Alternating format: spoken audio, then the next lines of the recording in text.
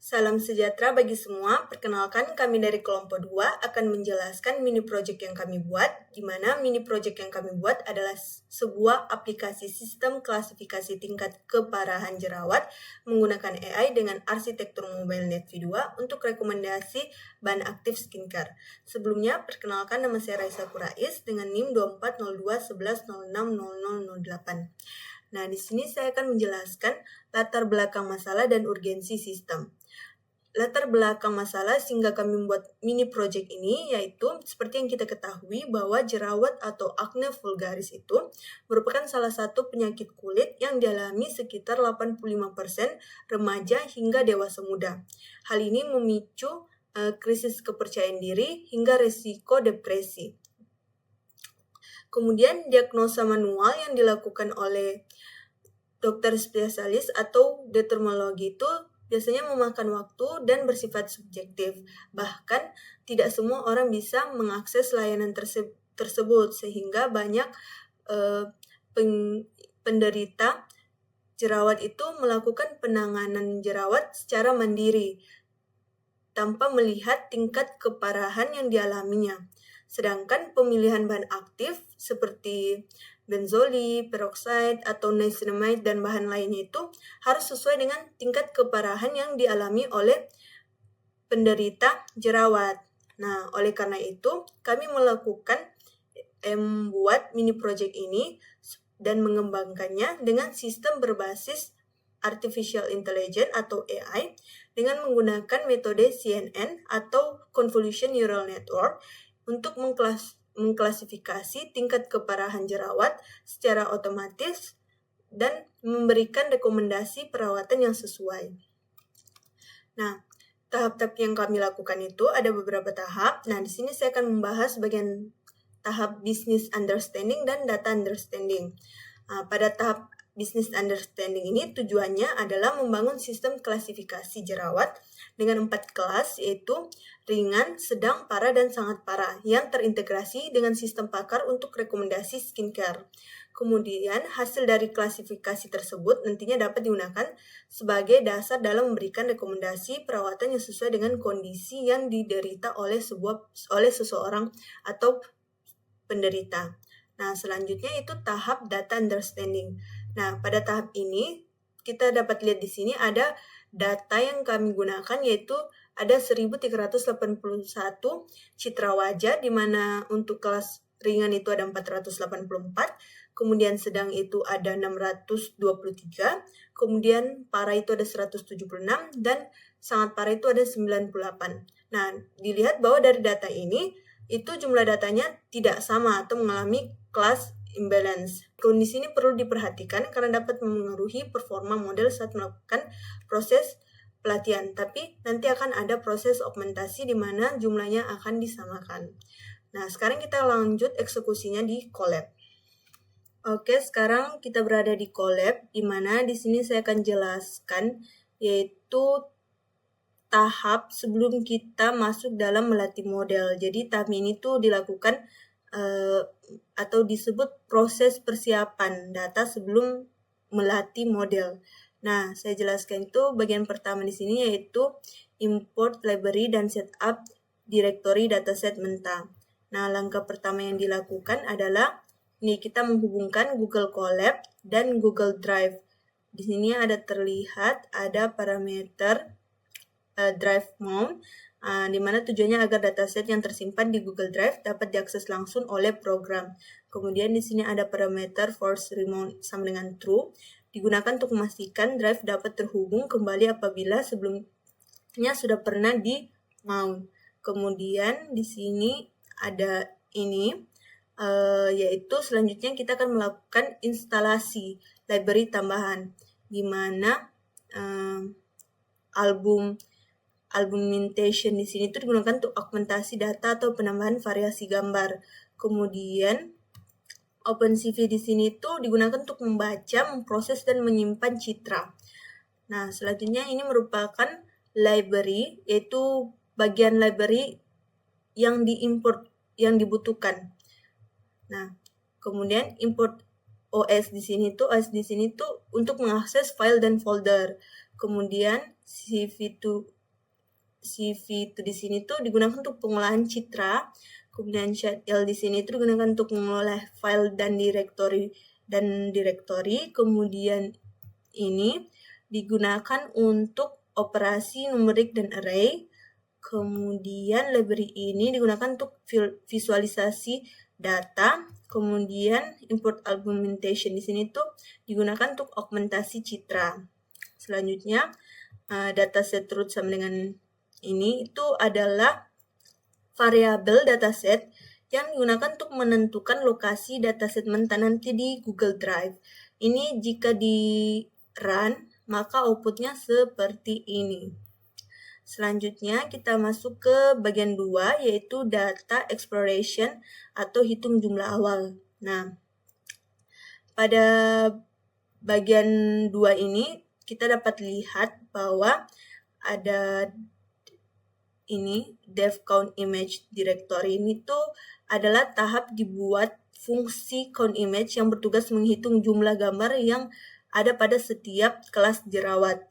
Lalu di sini dapat lihat if not ini sampai count ini tuh adalah program ini itu terlebih dahulu memeriksa apakah folder dataset tersedia atau tidak. Jika tidak ditemukan, maka program akan menampilkan pesan belum ketemu atau belum ada. Lanjut, di sini ada for kategori sampai sini. Ini tuh adalah perintah yang digunakan untuk membaca seluruh folder kelas yang terdapat pada dataset.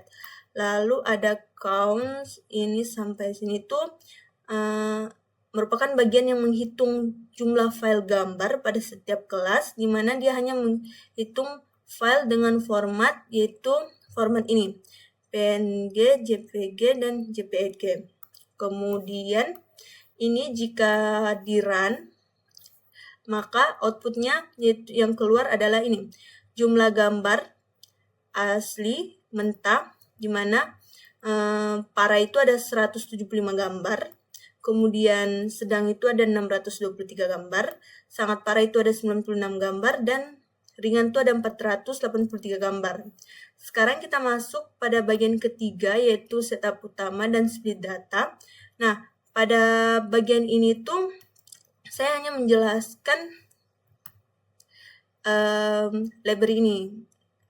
Nah, ini tuh adalah library train test split diimport untuk membagi dataset menjadi data training dan data validation. Nah, dapat dilihat pada bagian ini. Pada bagian ini tuh dibuat folder train dan validation. Folder train itu digunakan untuk menyimpan data pelatihan, sedangkan folder file itu digunakan untuk menyimpan data validasi. Nah, dataset itu akan dibagi menjadi 80% training dan 20%-nya itu untuk validasi, data validasi. Nah, di mana data training itu yang digunakan untuk melatih model, kemudian di mana dia melatih model dan menguji performa model pada data yang belum pernah dilihat. Itu adalah data validation. Kalau training itu digunakan untuk melatih model agar mampu mengenali pola tingkat keparahan jerawat. Nah, pembagian ini penting agar model tidak hanya menghafal data, tetapi juga mampu melakukan prediksi yang baik. Untuk tahap selanjutnya akan dilanjutkan oleh teman saya. Perkenalkan, nama saya Intan Nurani Kasu. Di sini akan menjelaskan tentang data preparation dan rekomendasi bahan aktif di dalam model. Sebelum kita training data, seharusnya kita akan melakukan data preparation. Di sini kita melakukan 4 poin, ada 4 poin yang dilakukan, yaitu pertama research dan normalize. Di sini untuk menormalisasi dataset yang kita kumpulkan, gambar diubah ukurannya menjadi 224 x 224 pixel agar kompatibel dengan arsitektur MobileNet V2. Nilai pixel ini sudah dinormalisasi ke rentan 0,1. Yang kedua itu split data. Dataset dibagi secara stratified menjadi 80% training dan 20% validasi atau tes. Stratified split memastikan proporsi kelas terjaga di setiap subset. Dan ketiga itu augmentasi dinamis. Di sini dataset yang kita kumpulkan akan diaugmentasi lagi untuk mencapai jumlah 5.000 gambar per kelas. Augmentasi yang dilakukan itu ada rotasi, ada zoom, translasi, dan brightness dan kontras yang diubah. Dan keempat atau terakhir itu tensor format, gambar dikonversi ke format matriks tensor yang kompatibel dengan MobileNet V2 sebelum dimasukkan ke pelatihan model. Di sini ada sistem rekomendasi bahan aktif di tiap kelasnya. Yang pertama itu mild dengan rekomendasi niacinamide, ini untuk pori dan minyak. Kedua ceramide atau barrier kulit, dan ketiga itu salicylic acid dengan konsentrasi rendah. Yang terakhir itu gentle cleanser. Kelas kedua moderate dan rekomendasi salicylic acid, kedua benzoyl peroxide, dan ketiga niacinamide, dan terakhir retinoid dengan topical ringan. Kelas ketiga itu severe dengan rekomendasi benzoyl peroxide yang kuat, kedua retinoid topical, ketiga antibakteri topical, dan rekomendasi terakhir itu konsultasi ke dokter. Kelas terakhir itu very severe dengan rekomendasi langsung rujuk ke dokter spesialis kulit, kedua penanganan oral, dan ketiga tidak cukup hanya topical atau skincare atau bahan aktif saja. Di sini kita masuk ke bagian setup utama dan speed data di codingnya. Di sini ada variable target train per kelas, inilah target jumlah data training dengan target jumlah gambar per kelas itu 5.000. Ini juga untuk meratakan dataset untuk setiap kelas supaya balance. Kedua itu pipeline augmentasi. Di sini kita menyusun arsitektur augmentasi menggunakan Compose. Ada 4 metode augmentasi yang digunakan, yaitu pertama horizontal flip. Ini untuk mendefinisikan pembalikan horizontal dengan probabilitas 50%. Yang kedua ini rotate, untuk melakukan rotasi dengan maksimal 20 derajat dengan pengisian konstan pada area kosong dan border mode. Yang ketiga itu random brightness contrast. Ini untuk mengubah kecerahan dan kontras secara moderat agar model adaptif terhadap variasi pencahayaan klinis. Yang terakhir itu hue saturation value. Ini untuk melakukan pergeseran nilai hue, saturation, dan value. Ini untuk mengantisipasi perbedaan area kulit atau sensor kamera tanpa merusak esensi fitur medis pada citra. Yang ketiga ini fungsi resize pintar, ini untuk mengatasi gambar gepeng setelah pemaksaan dimensi. Ini strukturnya dikondisikan atau dirancang untuk menghitung dimensi baru secara profesional. Ini untuk memastikan objek di dalam citra tidak mengalami distorsi geometris atau efek gepeng tadi. Ini ya, ada image resize, ini untuk melakukan interpolasi. Ini sebuah algoritma matematika berbasis fungsi sinc yang mampu mempertahankan detail spasial frekuensi tinggi dengan detail sangat tajam saat citra diperkecil. Lalu ada ini padded, ini deh. Di bagian ini untuk bagian teknik padding, ini untuk mencapai dimensi target yaitu 224 kali 224. Lalu pixel ini dibagi dua menggunakan operasi pembagian bilangan bulat atau integer division guna menempatkan citra asli tepat di titik tengah secara simetris. Lalu bagian ini untuk padded, untuk mengaplikasikan bantalan atau padding di sekeliling citra yang telah diperkecil. Ini value, ini masuk value-nya itu warna atau area kosong akan diisi oleh warna hitam pekat secara konstan. Lalu terakhir ini untuk penyimpanan file atau data. Ini untuk mengambilkan ruang warna dari RGB ke BGR. Ini agar sesuai dengan format asli penyimpanan sistem. Bagian selanjutnya itu pemrosesan data validasi. Di sini dilakukan pembagian data split dengan 80% training dan 20% itu validasi. Ini secara acak. Bagian test size sama dengan 0,2 ini kunci pada nilai integer 123 untuk menjamin sifat reproducibility. Artinya pembagian data acak ini akan selalu menghasilkan partisi yang sama persis setiap kali program dijalankan ulang. Ini untuk membuat folder pembagian dataset yang di-split tadi 80% training dan 20% validasi.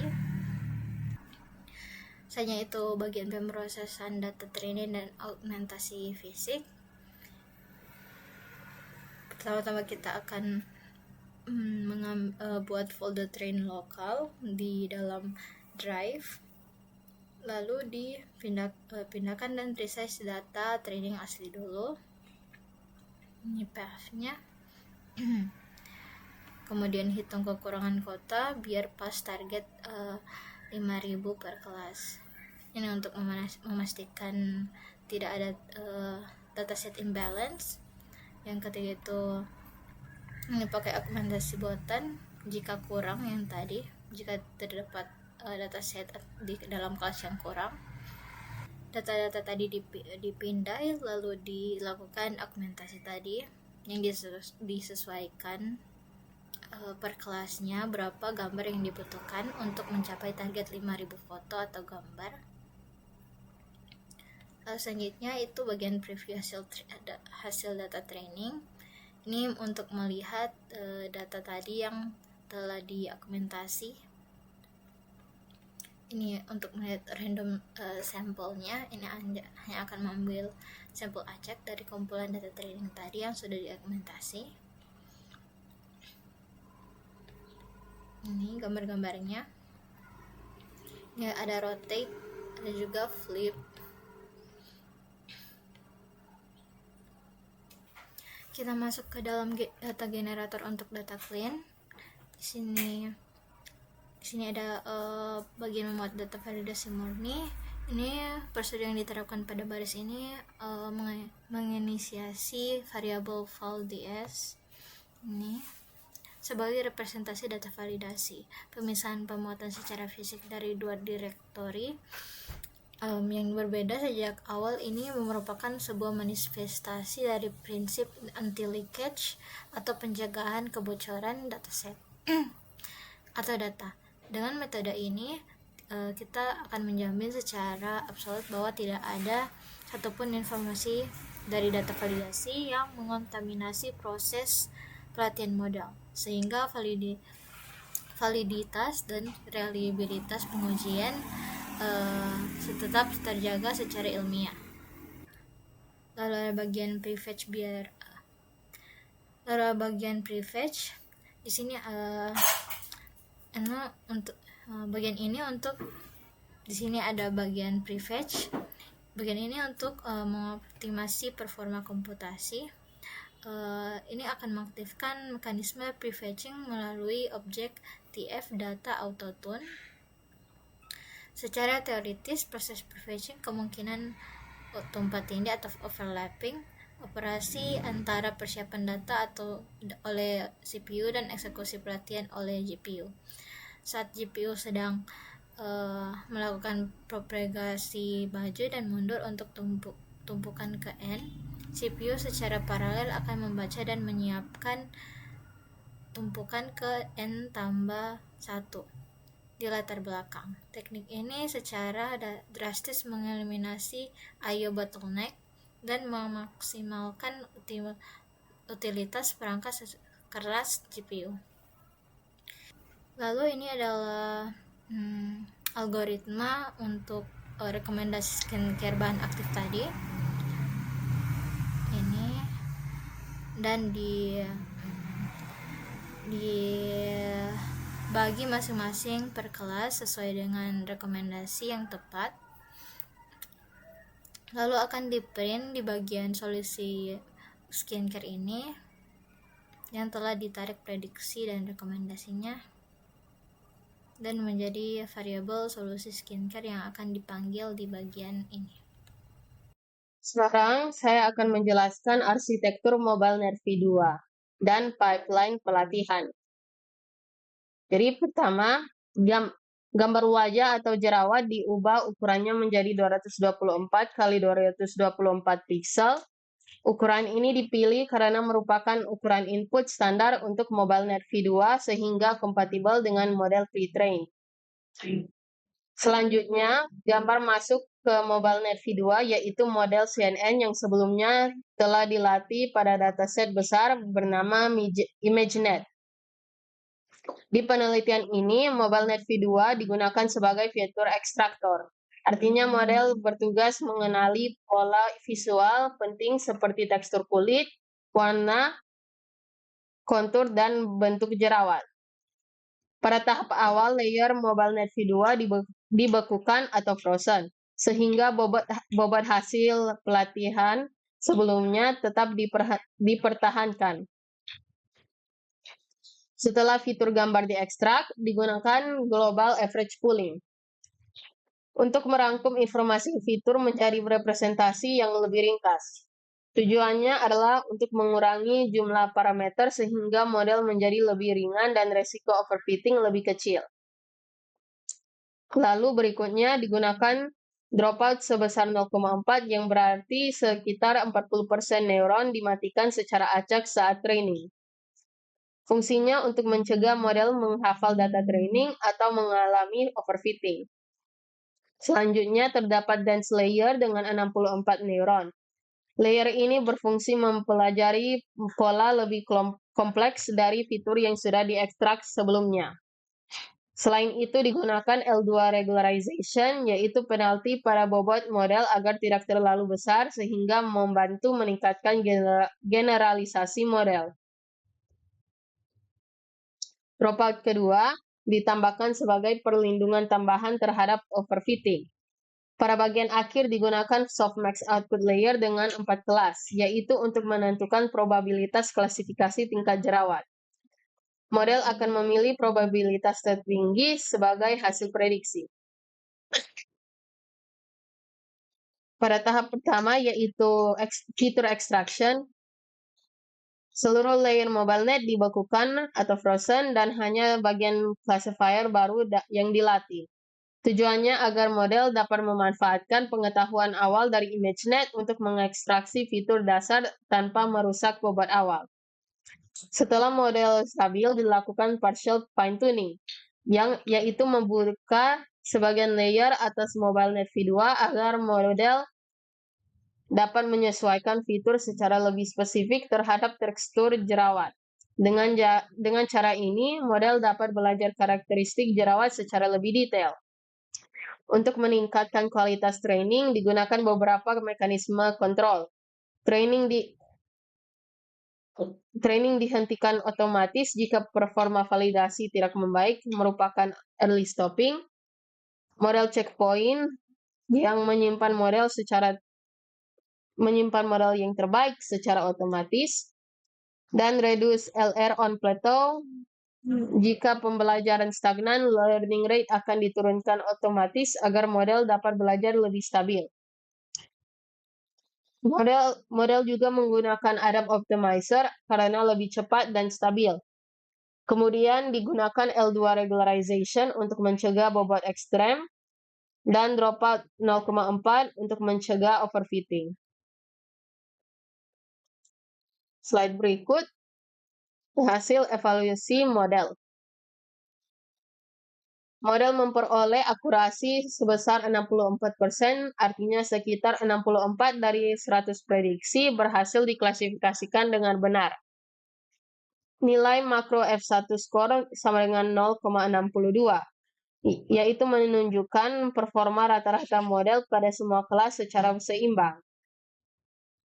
Sedangkan weighted F1 score sama dengan 0,63, memperhitungkan jumlah data setiap kelas.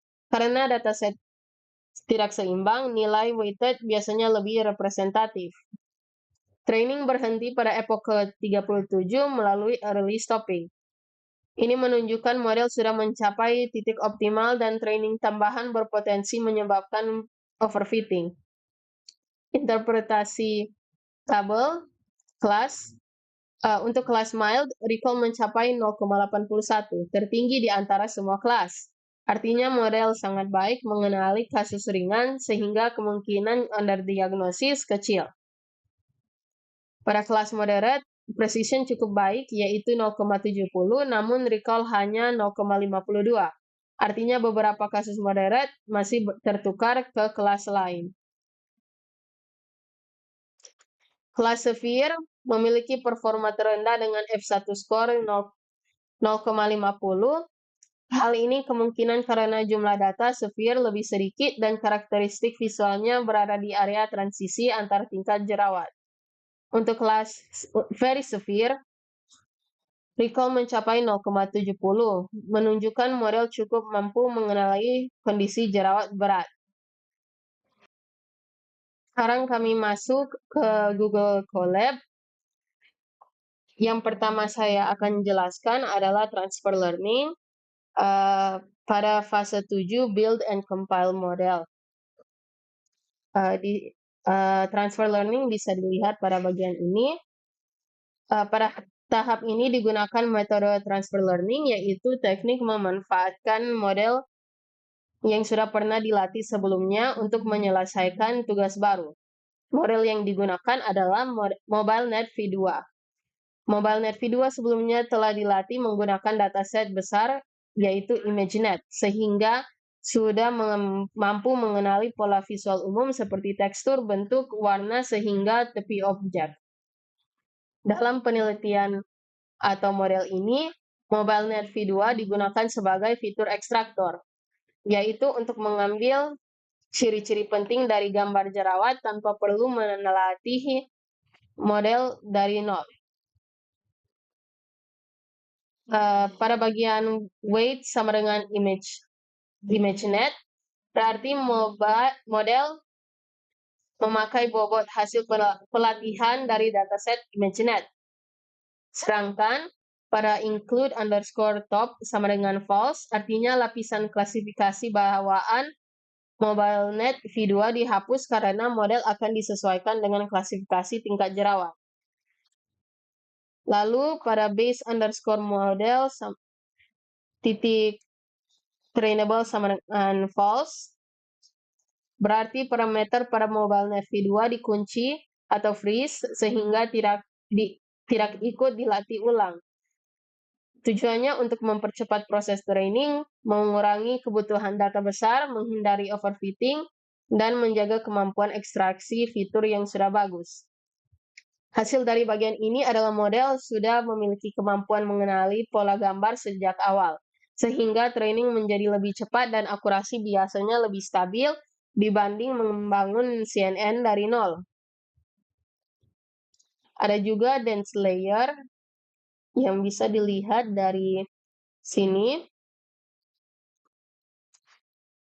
Dense layer adalah lapisan neural network di mana setiap neuron terhubung ke seluruh neuron sebelumnya. Pada model ini terdapat dua dense layer, yaitu dense layer hidden, yang bisa dilihat di area sini. Layer ini memiliki 64 neuron yang berfungsi mempelajari pola lebih kompleks dari fitur yang sudah diekstrak MobileNet V2.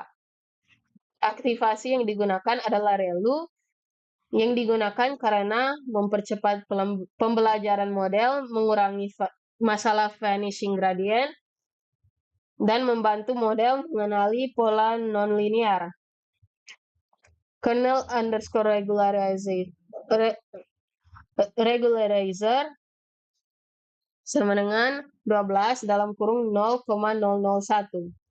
Ditambahkan untuk mengurangi resiko overfitting dengan memberi penalti pada bobot yang terlalu besar. Ada juga dense output layer yang bisa dilihat pada sini. Layer output ini memiliki 4 neuron karena model mengklasifikasikan 4 kelas tingkat jerawat.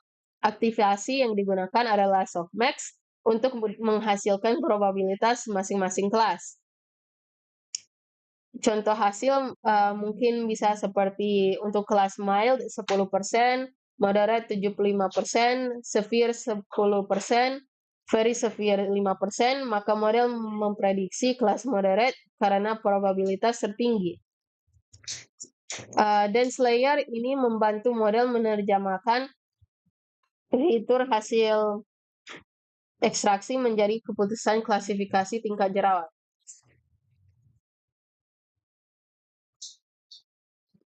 Pada fase ini juga ada dropout yang bisa dilihat pada X sama dengan layers dot dropout dalam kurung 0,4.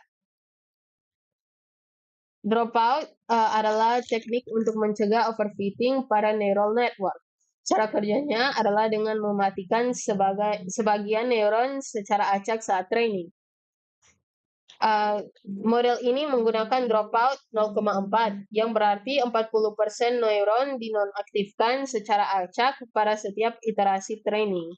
Tujuannya adalah untuk mengurangi ketergantungan pada model pada neuron tertentu, membantu model lebih general, dan meningkatkan performa pada data baru. Di notebook ini, throughout dropout digunakan 2 kali, yaitu setelah global average pooling 2D dan setelah dense layer pertama. Artinya model diberi perlindungan ganda terhadap overfitting. Dengan dropout, model menjadi lebih tahan terhadap hafalan data training, sehingga prediksi pada data baru lebih baik. Lalu ada juga compile model yang bisa dilihat pada bagian sini. Tahap compile model adalah proses konfigurasi model sebelum training dimulai. Di sini ditentukan optimizer. Optimizer berfungsi mengatur bagaimana model memperbarui bobot selama training. Optimizer yang dipilih adalah ADAM karena cepat konvergen, stabil, dan umum digunakan pada deep learning. Learning rate adalah 0,0005 yang mengatur seberapa besar tangkap pembelajaran model setiap iterasi. Nilai kecil dipilih agar pembelajaran stabil dan tidak melompat terlalu jauh. Loss function yang digunakan adalah categorical cross entropy. Digunakan karena masalah ini adalah multi-class classification. Loss function mengukur seberapa besar kesalahan prediksi model, di mana semakin kecil nilai loss, semakin baik model. Matrix digunakan akurasi untuk mengukur persentase prediksi benar selama training dan validasi. Sedikit hasil kode di mana setelah compile selesai, model siap dilatih dengan konfigurasi terbaik untuk klasifikasi tingkat jerawat. Lalu lanjut ke fase berikut.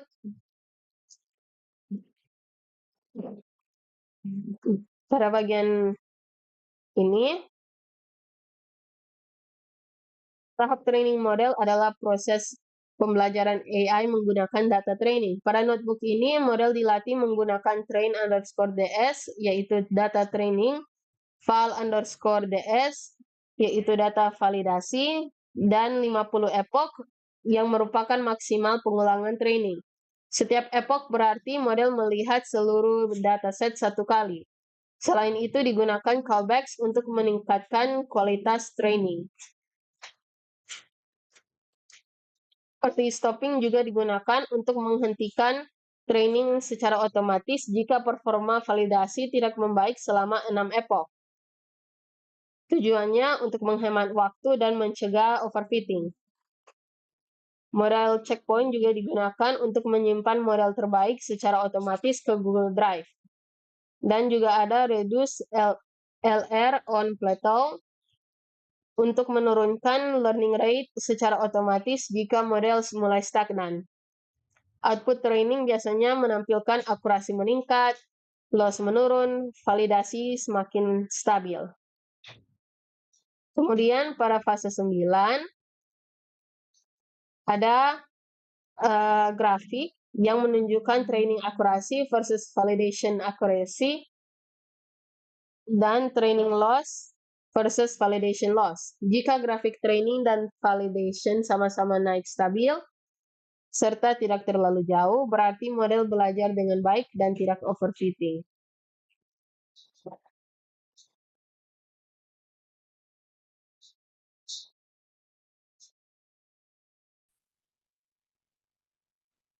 Selanjutnya, saya akan menjelaskan mengenai classification report, confusion matrix, prediksi gambar baru, dan mengkonversi model ke format TF-Lite.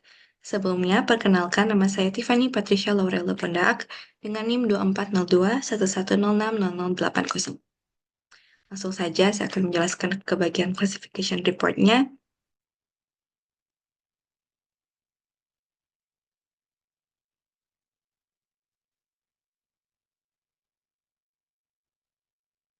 Oke.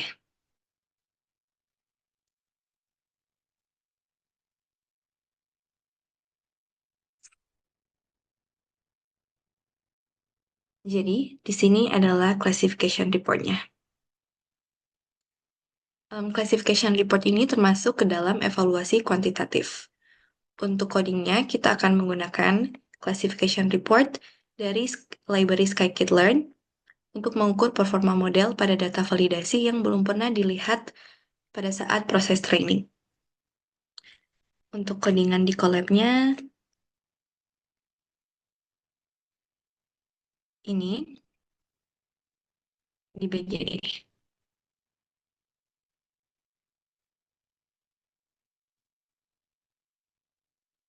Bagian ini,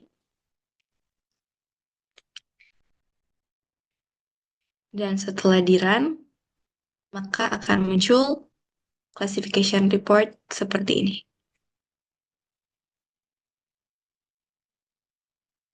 Kita akan menganalisis dari classification report-nya.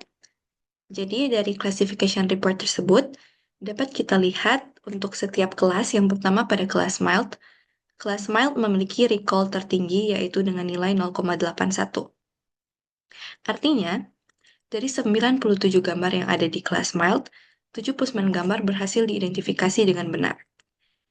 Nilai ini menandakan bagus secara klinis karena dapat meminimalkan resiko underdiagnosed. Kemudian untuk kelas moderate punya nilai precision tertinggi dengan nilai 0,70, tetapi nilai recall-nya rendah, yaitu 0,52. Meskipun begitu, hal ini wajar karena kelas moderate ini berada di zona transisi. Maksudnya itu, batas visualnya tumpang tindih dengan kelas yang ada di bawahnya, itu kelas mild, dan juga dengan kelas yang ada di atasnya, yaitu kelas severe. Selanjutnya ke kelas yang ketiga yaitu ke kelas severe. Kelas severe di sini punya skor F1 yang paling rendah yaitu 0,50. Namun meskipun nilai F1 skornya rendah, ini wajar karena kelas severe ini posisinya sebagai kelas transisi ganda yang secara visual akan terlihat paling ambigu. Karena kelas severe ini berada di antara kelas moderate dan kelas very severe. Dan selanjutnya di kelas yang terakhir, untuk kelas very severe untuk nilai F1 skornya justru lebih baik daripada kelas di bawahnya, itu kelas severe, dengan nilai F1 skor kelas very severe yaitu 0,65. Hal ini karena di kelas very severe itu punya fitur visual yang paling unik, yaitu nodul di wajah itu terlihat lebih besar dan warna di peradangan jerawat itu lebih mudah dimudahkan. Selanjutnya, akurasi keseluruhannya itu adalah 64% dengan skor makro F1 score yaitu 0,62. Angka ini masih termasuk masuk akal untuk klasifikasi citra medis yang gradasinya bersifat kontinu. Kita kembali lagi ke sel collab. Ini nilainya.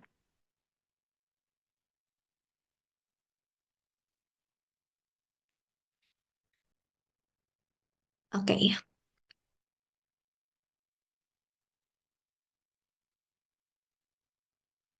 Selanjutnya, saya akan menjelaskan mengenai confusion matrix.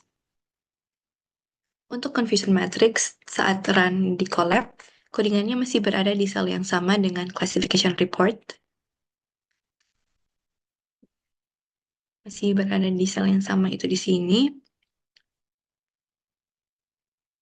Untuk confusion matrix juga masih sama, dia akan memakai library dari scikit-learn.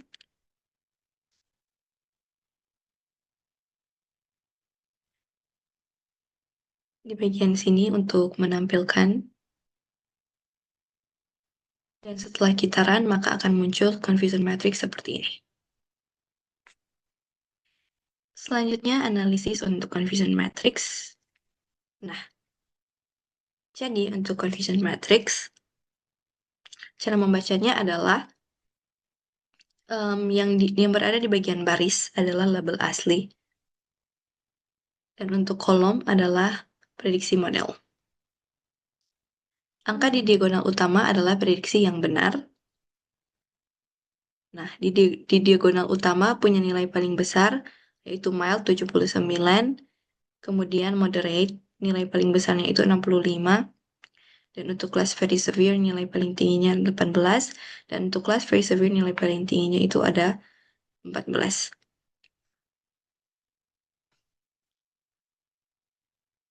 Yang menarik dari pola confusion matrix ini adalah kesalahannya itu sangat teratur. Misalnya dari 125 gambar moderate, yang salah kebanyakan jatuh ke mild atau ke kelas very severe. Hanya sedikit gambar yang melompat ke kelas yang lebih jauh di atas dari kelas tersebut, dari kelas itu sendiri. Hal ini membuktikan bahwa model sudah mempelajari gradasi gambar keparahan secara logis dan bukan dengan prediksi acak, sehingga model sudah aman untuk diterapkan.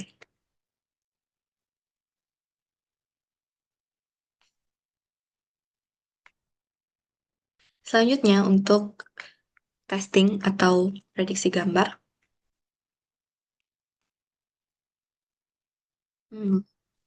Kita akan melihat codingannya di Colab. Untuk testing gambar, di sini adalah bagian proses codingannya. Sini import library, kemudian logika-logika, dan juga rule-based system untuk rekomendasi bahan aktif. Nah,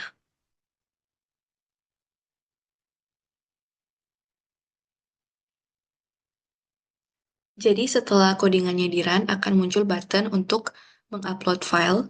Kemudian setelah file dipilih, model akan memproses gambar melalui beberapa layer atau proses seperti yang sudah dijelaskan sebelumnya. Dan setelah gambar sudah berhasil diproses, maka akan muncul hasil deteksinya. Di sini dapat kita lihat hasil diagnosisnya adalah jerawat parah atau severe. Hal ini sudah sesuai ya. Dan tingkat persentase atau tingkat keyakinan AI yaitu dengan nilai 44,59%. Kemudian selain muncul hasil diagnosisnya, akan muncul juga rekomendasi bahan aktif dan saran tindakan. Di sini yang dibuat berdasarkan rule-based system.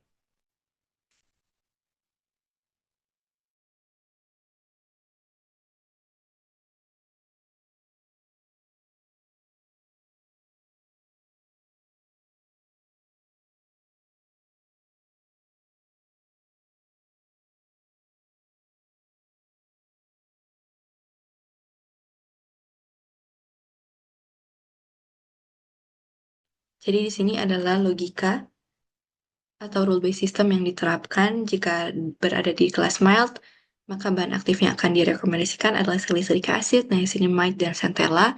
Kemudian di kelas moderate ada benzoyl peroxide, azelaic acid, dan kelas severe ada adapalene atau retinoid, dan juga bahan-bahan aktif seperti AHA tinggi. Dan ketika hasil prediksi menunjukkan sudah berada di kelas jerawat yang sangat parah atau very severe, maka sistem tidak akan merekomendasikan tindakan untuk bahan aktif skincare, tetapi langsung untuk tindakan rujuk ke dokter spesialis kulit, supaya tidak memperparah. Dan yang terakhir adalah bagian untuk konversi ke model TF Lite. Mengapa dikonversi ke model TF Lite? Karena pada akhirnya model ini akan diterapkan ke sebuah aplikasi. Jadi, akan lebih mudah jika sudah dikonversi ke format TF Lite karena akan lebih ringan untuk dijalankan. Kita akan melihat codingan run-nya di Colab, itu di bagian ini. Ini adalah bagian prosesnya.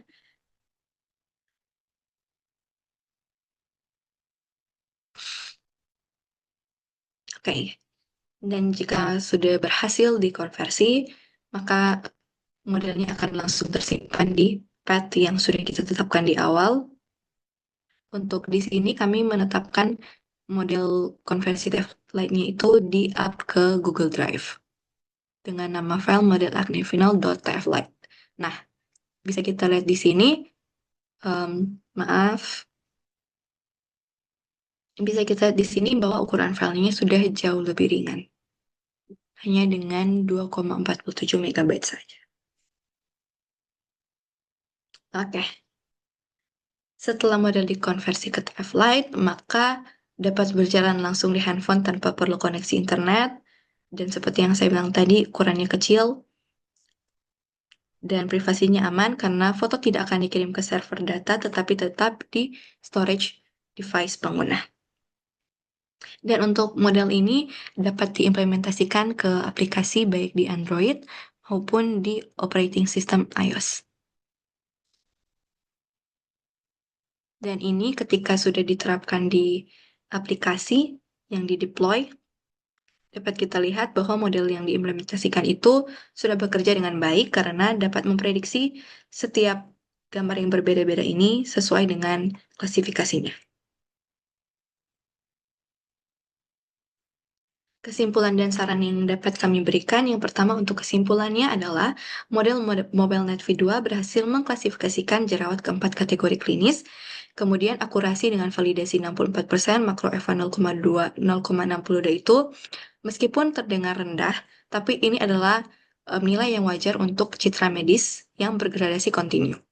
Dan misklasifikasi hanya terjadi antar kelas yang bersebelahan atau kelas yang berada di zona-zona transisi. Jadi masih aman secara medis karena hasil prediksinya itu tidak melonjak secara drastis sehingga terdengar seperti hasil prediksi yang acak. Dan kemudian kesimpulan lainnya adalah sistem rekomendasi bahan aktif terintegrasi dengan sukses per kelas keparahan dan model berhasil dikonversi ke TF Lite dan juga sudah siap dideploy di perangkat mobile. Saran yang dapat kami berikan adalah untuk penelitian selanjutnya dan pengembangan berikutnya mungkin datasetnya dapat diperbesar lagi khususnya untuk kelas severe dan very severe karena dari dataset yang kami ambil di open source Kaggle itu masih sangat terbatas. Kemudian dapat juga menerapkan GradCam untuk visualisasi area wajah yang menjadi dasar prediksi. Dan yang ketiga untuk eksplorasi arsitektur lainnya selain MobileNet V2 seperti EfficientNet atau Vision Transformer untuk perbandingan performa dari tiap model. Dan saran yang terakhir adalah untuk user interface aplikasi mobile dapat langsung uji coba kelayakan di lapangan. Sekian, terima kasih.